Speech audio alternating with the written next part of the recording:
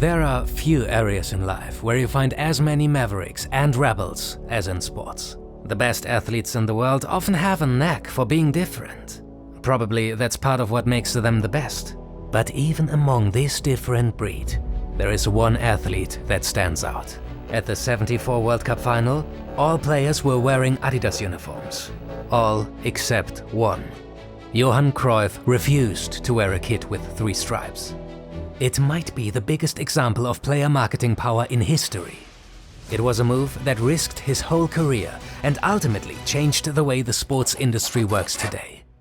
Welcome to Athletic Interest and the story of Johan Cruyff.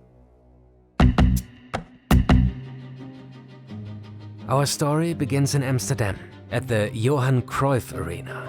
There is a good reason for its name. Johan Cruyff was born just a few miles away from here and became the most celebrated Dutch footballer ever. The great Ajax and Dutch teams of the '70s were led by him. He invented the so-called total football. In '73, he joined Barcelona for a world record transfer fee. He won La Liga in his first season and was named European Footballer of the Year. And then came the World Cup.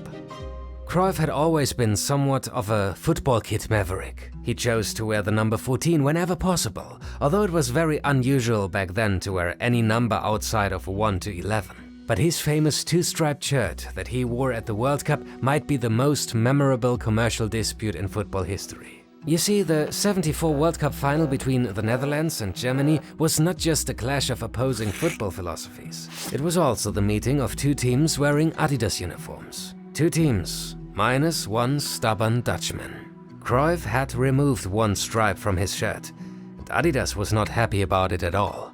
The brand had signed its first kit deal with the Dutch FA before the tournament. However, Cruyff had an exclusive deal with Puma and refused to wear Adidas. He argued that while the kit may belong to the Dutch FA, the head sticking out of it is still his. Take a moment to think about how bold this is. Imagine Messi refusing to wear a Barcelona shirt and stitching 3 stripes on it. From today's standard, it seems ridiculous. Obviously, Puma loved it and capitalized on it. They told the story that Cruyff hated Adidas and chose Puma because it was in his DNA and not because of money. The rebel brand and the rebel player. It shows how considerate and business-savvy Cruyff was already back then. And one more thing. In the 4 years leading to the World Cup, Dutch teams had won the European Cup, Ajax alone 3 times in a row. Add his world record transfer to Barcelona and winning the Ballon d'Or, and it means that Cruyff was at the peak of his power, and very aware of this. That's why he got his way, and eventually was allowed to remove the 3rd stripe. And ultimately, this is what it was all about. Power. To be precise, a battle for power between athletes, teams and brands. It's a battle that runs through the history of sport. Well, the modern history at least. To understand the significance, we need to break down how sports marketing deals work. It all starts with visibility. Nothing can capture people's attention around the globe as reliably as sports, and the athletes who play it. At some point, savvy businessmen realized that it helps their sales pitch if they can point to those athletes and say, "This guy is wearing my product." If people see the best athletes in the world wearing it, chances are high that they want to buy the same product for themselves.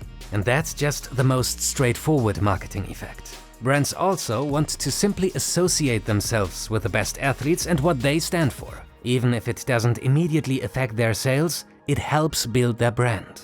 What's very important to understand is one particular detail in those marketing contracts. Usually, brands are not paying an athlete to perform their sport. They are paying for visibility. That is the currency. And ultimately, this leads to conflicts of interest, because it raises the question of who owns all the valuable real estate that can be found at a sporting event. Are the banners at the World Cup owned by FIFA or the host city that owns the stadium?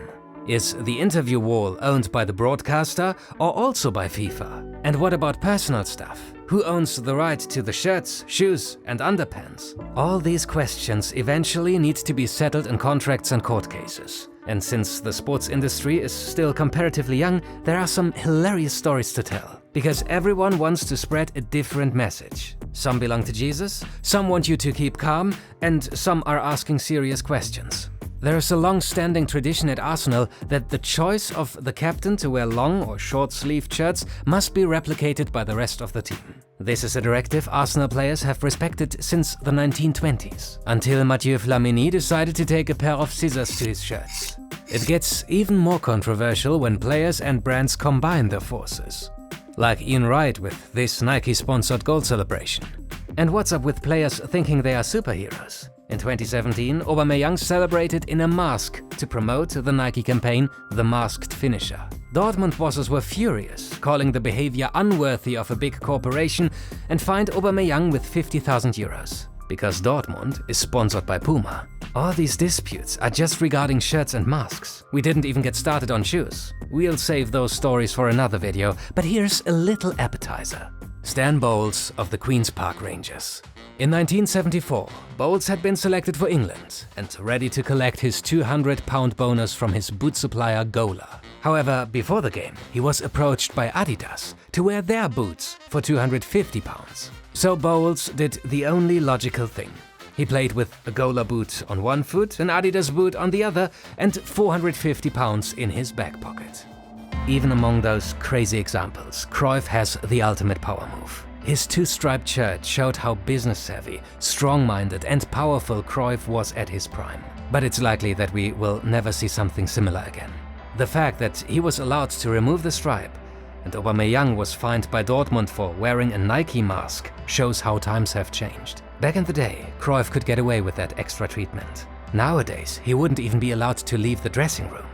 Although all of this happened almost half a century ago, the story still continues today. In 2014, Adidas threatened to take legal action against Cruyff's sportswear company unless they removed replicas of the legendary two-striped kit from its store. Cruyff simply answered that the two stripes belonged to him. He later also said, "Rembrandt and Van Gogh weren't understood either. People go on bothering you until you're a genius."